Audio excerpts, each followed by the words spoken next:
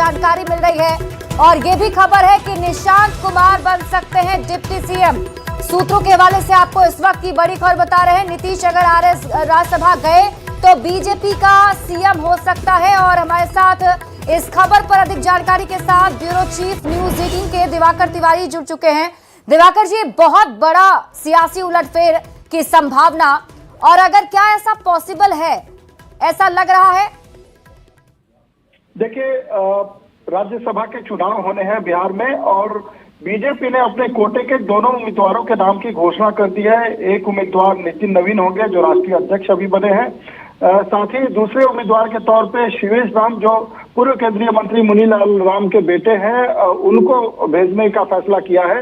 वहीं अगर दूसरी तरफ जेडीयू कोटे की 2 सीटों की बात करें तो जेडीयू ने जो कर्पूरी ठाकुर के बेटे रामनाथ ठाकुर हैं उनको कंटिन्यू करने का मन बनाया है। उनके नाम की घोषणा हो चुकी है आधिकारिक तौर पे। लेकिन जो दूसरी सीट है जेडीयू कोटे की, उस पर उम्मीदवार का नाम संभव नहीं हो पाया है। अभी तक जेडीयू के वरिष्ठ नेताओं ने नीतीश कुमार के साथ चर्चा करते हुए किसी जो है फाइनल नाम पर नहीं पहुंच पाए हैं। ऐसे में लगातार ये चर्चा हो रही है कि क्या नीतीश कुमार जो है राज्यसभा में जा सकते हैं। ऐसी खबरें आ रही है कि बीजेपी की तरफ से जेडीयू नेताओं को सुझाव दिया गया है कि यही वो वक्त है जब नीतीश कुमार को नेतृत्व में बदलाव करने की हामी भरनी चाहिए। यानी कि जेडीयू को बिहार में जो सत्ता की कमान है उसमें जो है कुछ बदलाव करने चाहिए। और अगर ये बदलाव होता है तो बिहार के लिए सबसे बड़ी खबर होगी। करीब 2 दशकों तक नीतीश कुमार लगातार उनकी बिहार की राजनीति में धमक रही जिस तरीके से, अगर वो मुख्यमंत्री पद छोड़ते हैं और राज्यसभा में वो तैयार होते हैं राज्यसभा जाने के लिए, तो ये बिहार के लिए बड़ी खबर होगी। एक और खबर आ रही है कि निशांत कुमार को भी राज्यसभा का उम्मीदवार बनाया जा सकता है। हालांकि ये खबरें पुष्ट नहीं हुई है। ये चर्चा चल रही है कि अगर नीतीश कुमार ये तैयार हो जाते हैं कि राज्यसभा वो जाएंगे तो फिर ऐसी स्थिति में निशांत कुमार को डिप्टी सीएम बनाया जा सकता है और मुख्यमंत्री का चेहरा कोई बीजेपी की तरफ से आ सकता है। लेकिन अभी ये चर्चा चल रही है। लेकिन दिवाकर जी, सबसे बड़ा सवाल तो यही है कि अचानक ये चर्चा होना, क्योंकि इस बार का जो चुनाव लड़ा गया मुख्यमंत्री नीतीश कुमार के नेतृत्व में लड़ा गया। 25 से 30 जो है नीतीश कुमार रहेंगे, ऐसे नारे दिए गए, प्रचंड बहुमत मिली। तो क्या आपको लगता है कि सीएम नीतीश कुमार इसके लिए तैयार हो पाएंगे? देखिए, अब नीतीश कुमार के ही पाले में गेंद है। लगातार चर्चा चल रही है। बीजेपी की तरफ से ये सुझाव दिया गया, इस बात की लगातार चर्चा चल रही है। जेडीयू के नेता सक्रिय हो गए हैं और ये चर्चा इसलिए चल रही है कि राज्यसभा चुनाव होने हैं और उसके नॉमिनेशन की आखिरी तारीख कल 5 मार्च को है। आज होली का त्योहार है, आज काफी सक्रियता है नहीं, फिर भी जो है जेडीयू के राष्ट्रीय कार्यकारी अध्यक्ष संजय झा दिल्ली से पटना आते हैं और पटना में ये खबर है कि उनकी नीतीश कुमार से लगातार बातचीत चल रही है, लगातार मंथन चल रहा है। तो ऐसे में ये कयास लगाए जा रहे हैं कि आखिर इतनी देरी क्यों हो रही है। पहले उम्मीदवार के नाम की घोषणा तुरंत हो गई, रामनाथ ठाकुर को जेडीयू ने कंटिन्यू करने का मन बना लिया है। लेकिन दूसरे नाम पर चर्चा अभी तक चल रही है। आखिर ये चर्चा क्यों चल रही है? क्योंकि नॉमिनेशन की आखिरी तारीख कल है। कल किसी भी हालत में नॉमिनेशन करना ही होगा। 5वें उम्मीदवार के भी नाम की घोषणा एनडीए ने कर दी है। उपेंद्र कुशवाहा 5वें उम्मीदवार के तौर पे राज्यसभा का चुनाव लड़ेंगे।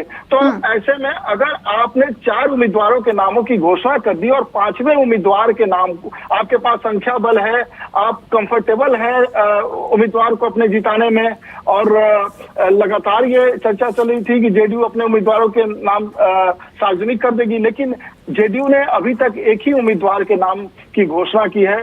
दूसरे उम्मीदवार पे काफी चर्चा हो रही है। पहले ये चर्चा होती रही कि निशांत कुमार को राज्यसभा भेजा जा सकता है, लेकिन जेडीयू के नेताओं ने उस पर भी अपने पत्ते नहीं खोले। उन्होंने ये जरूर कहा है कि निशांत कुमार की होली के बाद धमाकेदार एंट्री होगी। तो धमाकेदार एंट्री को हम डिकोड करने की कोशिश कर रहे हैं। क्या वो डिप्टी सीएम बन सकते हैं? डिप्टी सीएम तभी बनेंगे जब नीतीश कुमार मुख्यमंत्री का पद छोड़ेंगे और राज्यसभा जाने को तैयार होंगे। तो इन्हीं बातों को लेकर राजनीतिक सरगर्मियां तेज हो गई है और बिहार के राजनीतिक गलियारे में आज होली का त्योहार है, इसके बावजूद जो है लगातार एक्टिव है नेता, और विधायकों को भी कहा गया है जो प्रस्तावक होंगे वो कल तो उनको आना ही है। ऐसे में अगर कोई बड़ा फैसला होता है तो विधायकों को भी तैनात रहने के लिए कहा गया है कि आप पटना में आ जाइए, सारे एनडीए के विधायक आ जाइए।